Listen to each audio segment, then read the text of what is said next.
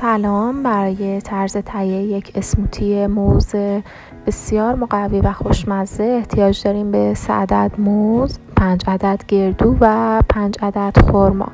همه اینا رو داخل مخلوط کن میریزیم و بهش شیر اضافه میکنیم. بستگی به نوع غلظتی که دوست دارین.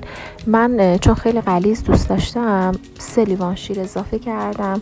شما میتونین بیشتر بریزین، 4 یا 5 لیوان. مخلوط کن رو روشن میکنیم و میذاریم تا به خوبی مواد به خورد همدیگه برن. اگر به گرمی حساسیت ندارین میتونین مقداری پودر دارچین هم بریزین، خیلی خوشمزه‌اش میکنه. ممنونم. خدا نگهدار.